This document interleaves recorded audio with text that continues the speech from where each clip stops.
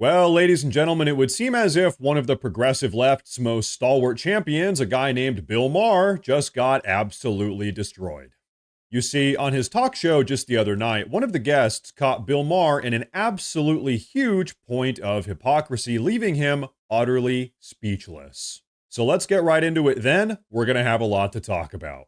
Biden said today an oligarchy is taking shape of extreme wealth, power, and influence that literally threatens our entire democracy, basic rights and freedoms, and a fair shot for everyone to get ahead.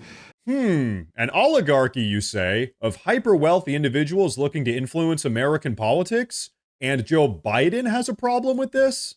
That's really curious because in the 2020 election, Biden actually had more billionaires supporting him than Donald Trump did. In fact, according to Forbes magazine, Biden had 131 billionaires backing his campaign, whereas Trump only had 99.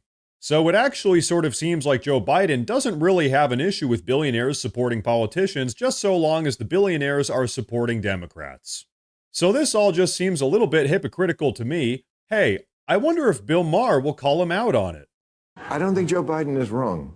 I mean, he talked about back in the day, 100 years ago, I remember when, I don't remember, but I remember reading that John D. Rockefeller, I think at one point was worth 2% of GDP in this country, and they did something about it. They did. They created antitrust, and they broke up Standard Oil.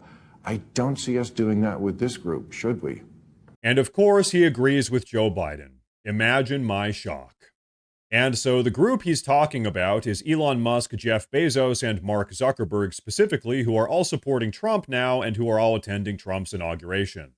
Very curiously, Bill Maher compares all three of these guys to John Rockefeller's Standard Oil monopoly, which by the end of the 1800s had control over around 90% of U.S. oil refining. And so it was this monopoly that caused the U.S. to pass antitrust laws, which were aimed at breaking up monopolies. Now, here's the thing. Unlike Rockefeller's monopoly with Standard Oil, it actually seems like Musk, Zuckerberg, and Bezos are all effectively competing against each other in business, so Bill Maher chose sort of a weird example here. But anyway, we're not the only ones that have noticed all of the hypocrisy here. In fact, one of Bill Maher's guests picks up on this and absolutely cooks him. Check it out. There's always been a large conversation around, especially on Capitol Hill, regulation of social media companies and how you're going to do that in order to not step on the First Amendment. But I find it very difficult for Joe Biden to credibly hold argument about the tech industrial complex when it has so served Democrats up into this point. Yeah, she's 100% right. In fact, remember all the tech censorship from the last couple years? Guess who was pushing all of that? That's right, the Democrats. It sure seems like the Democrats are comfortable with unchecked power as long as they're the ones wielding it. It's only when they lose that power, that's when they feign this concern over maintaining checks and balances. He talks about the fact that there is extreme wealth and that this needs to be broken up. Democrats didn't have a problem with that extreme wealth when $1 billion was raised by Kamala Harris in under 100 days to be able to try to fuel her to the presidency. Nobody minded extreme wealth then. Yeah, I'm sort of beginning to notice a trend here. Billionaire donors are fine when they're donating to the Democrats, but if they're donating to the Republicans, then we're at risk of becoming an oligarchy. The Supreme Court is fine as long as it's full of progressive justices, but the second there are more conservative justices, we need to either pack the court or impose term limits. The Electoral College is all fine and dandy as long as Democrats are winning, but as soon as they lose an election, it's gotta go. Are you guys beginning to notice the trend here? I'll tell you what, the Democrats could not be more hypocritical if they tried. And by the way, they're totally willing to tear apart the country as long as they think it'll benefit them. But okay, to get back on point, in the 2024 election, Kamala Harris had 83 billionaires supporting her compared to Trump's 52. And like we said earlier, in the 2020 election, Biden had 131 billionaires backing him compared to Trump's 99. So which party here is really more like an oligarchy? I'll tell you what, I'll let you guys decide. But anyway, let's get back to watching Bill Maher get cooked.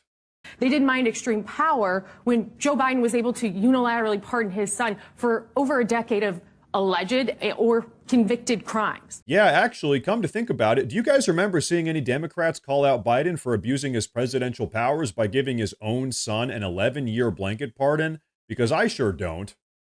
And they certainly didn't mind extreme influence when both the Biden White House and the Biden campaign were pressuring these social media companies to suppress conversations, stories, the Hunter Biden laptop story, people pushing back on COVID that they didn't like. So while we can definitely have a conversation on the overall merits of regulation when it comes to social media companies and the uber wealthy, if you want to, in this country, but Joe Biden has no credibility to carry that argument. And so this is what happens when all the left-wing propaganda meets cold hard reality.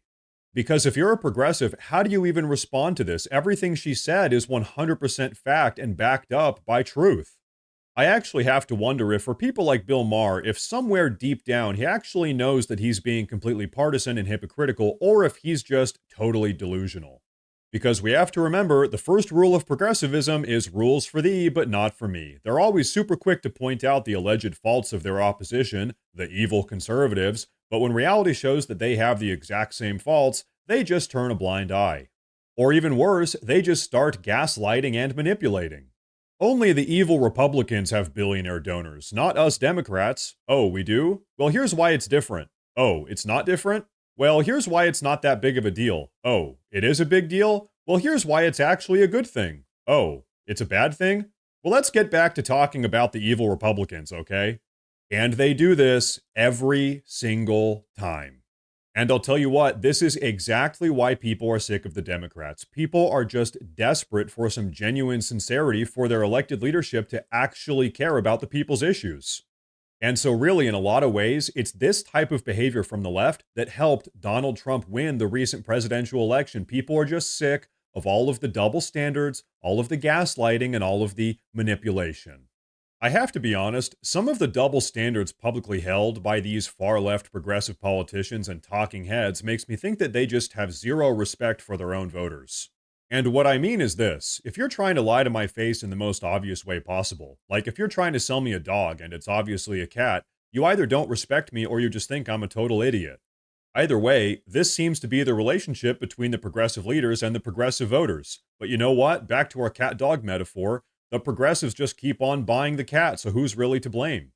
But folks, I think that's all I've got for you with this one. From my point of view, it sure seems like the progressive left hasn't learned from their mistakes. They're still behaving in the exact same hypocritical way. And you know what they say, if you can't learn from your mistakes, you're destined to repeat them.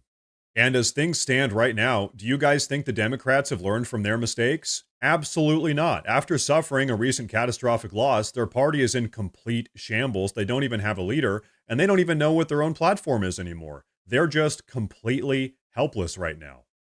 But hey, I want to know what you guys have to say about all of this, so please go down below and drop a comment. Please like the video if you liked it. Please consider subscribing. It really does help a lot. Thank you all very much for watching, and of course, as always, stay safe.